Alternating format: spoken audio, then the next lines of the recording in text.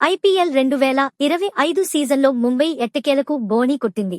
Defending champions Kolkata night riders తో జరిగిన మ్యాచ్లో ముంబై ఇండియన్స్ విజయం సాధించింది. కానీ రోహిత్ శర్మ మాత్రం మరోసారి విఫలమయ్యాడు. కేవలం 13 పరుగులు మాత్రమే చేసి పెవిలియన్ బాటపట్టాడు. పేలవ ఫామ్తో ఇబ్బంది పడుతున్న రోహిత్ ఈ సీజన్లో వరుసగా 3 మ్యాచ్లోనూ ఆకట్టుకోలేకపోయాడు. దీంతో అతడిపై విమర్శలు వ్యక్తమవుతున్నాయి. తాజాగా ఇంగ్లాండ్ మాజీ కెప్టెన్ మైకెల్ వాగన్ రోహిత్ పై కాస్త కఠిన వ్యాఖ్యలు చేశాడు. రోహిత్ శర్మ ప్రస్తుతం ముంబై ఇండియన్స్ కు కెప్టెన్ కాదు, కేవలం బ్యాటర్గా మాత్రమే ఉన్నాడు. ఒక్కసారి అతడి గణాంకాలు చూడండి. ఇవే పరుగులు వేరే ఆటగాడు చేసి ఉంటే ఈ పాటికే జట్టులో స్థానం కోల్పోవాల్సి వచ్చేది. అతడు రోహిత్ శర్మ కాబట్టే ఇంకా టీంలో కొనసాగుతున్నాడు. ఇలాంటి అద్భుతమైన ఆటగాడి నుంచి ఈ ప్రదర్శన సరికాదు. అతడు ఖచ్చితంగా పరుగులు చేయాల్సిన అవసరం ఉంది. అలా అని అతడిని టీం నుంచి తప్పించమని చెప్పడం నా ఉద్దేశం కాదు.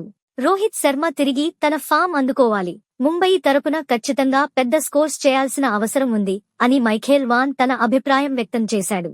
ఈ సీజన్లో ఇప్పటివరకు ముంబై ఆడిన 3 మ్యాచుల్లో రోహిత్ శర్మ 0-8-13 పరుగులు చేశాడు. మొత్తం 21 రన్స్ మాత్రమే చేయగలిగాడు.